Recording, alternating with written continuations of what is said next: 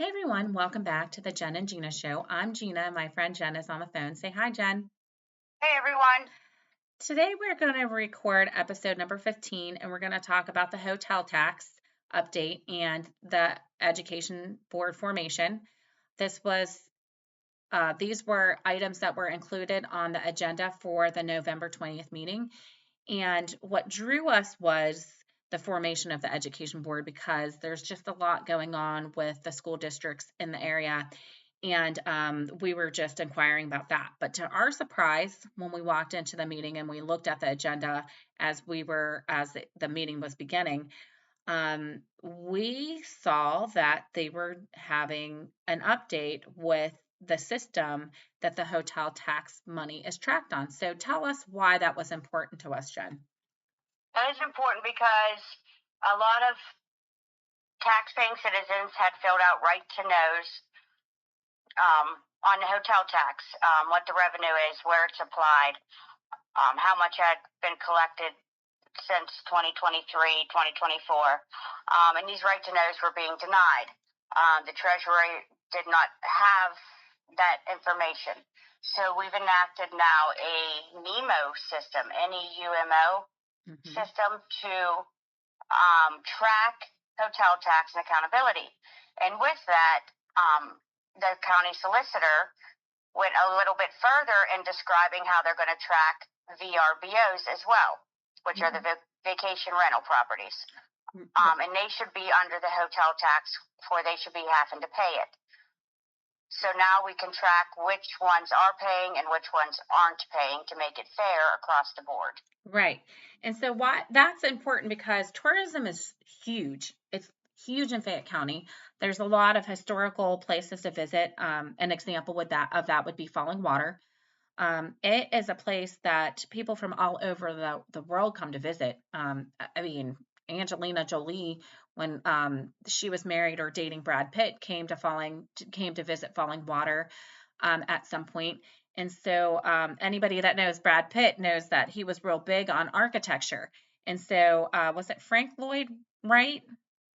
Yes, The Frank Lloyd architect? Wright, a famous architect, and I do believe he originated in another country like England, I do believe. And he Yeah, go ahead. I'm sorry, he has created these houses, these architectural structures all across the country. And Fayette County is lucky enough to have two because not only do they have Falling Water, but they have Kentuck Knob.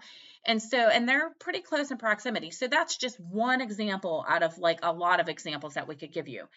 But the problem is nobody knows what happens to the money that's generated from the taxes that are collected from people staying in our county. And so that's what they were discussing, and we were asking what that money was applied to, and they went on to discuss advertising and how we don't see much of that money because that money is and advertising is spent elsewhere. Because obviously, why are you going to advertise in Fayette County when we all know about what's going on here? So, of course, we want to attract people from other states to bring money to generate taxes to generate tax income. In order to alleviate some of that for the residents, right, Jen? Right. It's a tourism promotion through Laurel Highlands Tourism Group. Okay. And so there's a pretty substantial amount of discussion around that. And so we're going to also put the link to the meetings down below so that you could go and review that information on your own. And then also the second topic that they were talking about was the education board. And the reason, like I prefaced before, we were interested in it is because there's a lot of consolidations that are happening within the school districts in the county. And I was inquiring of whether that education board was going to be a part of that. And we were told that it was not. This education board was solely formed for the formation of what is to come after Penn State leaves the Fayette campus because it's already been discussed that they're closing, and there's a transition team involved in getting that accomplished. And so then we were asking how that board is formed, right, Jen? Right. We are asking how are they picking the candidates? Will there be, like, you have to fill out an application like their other boards, and then they pick from those applicants? And how long will the board last? What's the process and procedures? Yes. And so when I asked the question of how the board is formed, at that point, I was informed that the board wasn't in the process of being formed because they had to um, agree upon the necessity of the board before that's happening, before they even go through the next process. And then at the end of the meeting, there was a press release in regards to the topic that I had inquired about. And in that press release, to me, it sort of indicated that a board was already formed. And so I never really got the answer to my question. And so now I'm sort of wondering why, and maybe I'm wrong in my process of thinking. So we're going to attach that press release as well. But then then Jen and I started talking about, like, why are all these boards formed? And the only really good reason that we could come up with the formation of this new board for the education board for that particular area is that Penn State might have had some sort of board with their original campus that dictated what the decisions were um, for that campus. And so if programs are being added or deleted, or buildings need upgraded, that is money that they would have to agree upon, because that's their money, because they're generating the revenue from their money. But if the county owns it, then I would assume that a board would have to be formed in order to decide what is happening with the taxpayer money, right, Jen? Right. And so that's why we were confused on how this board is picked, because this is taxpayer money being spent and decisions being made with it, whether it's a school district or continuing education. It is still taxpayer money. And it's, to my understanding, a board is formed because it's our tax money being spent. So I'm not sure, if that's the case, and that's why they're forming this board. And because it's going from a privately owned university to a publicly owned county, that there has to be transparency as far as what's going on with the funding for that.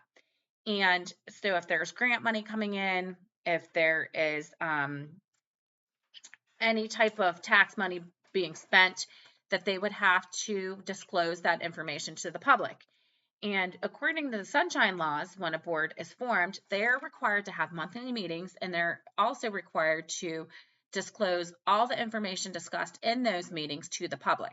That's why attachments should always be readily available. And if it's a contract being considered, that maybe that isn't included initially before the meeting, because the contracts have to be agreed upon before they release that information. But once it's voted on, that information should be available to the public. And all of this information also should be available through a right to know, because these are your money. Grant money is money that you pay somewhere down the line, and there should be some sort of transparency in how that money is distributed. Right, Jen? Right. There should be transparency. If the hotel tax is part of the LSA grant money, where people have to fill out an application and apply for the LSA grants, and then they pick from those applicants via the redevelopment authority and the commissioners who should get what money. Yes. As a percentage of that hotel tax should be going into those grants. Yes. And so that's why a board would be formed in that situation, I would believe, because there's going to have to be decisions made about, any upgrades to the buildings that need to be made. Where's that money and those investments coming from? Also, what's happening with the money generated, because if the county owns it, then the money generated goes back to the people, and the people should know where that money is going, right? And where it's being applied, right? Right.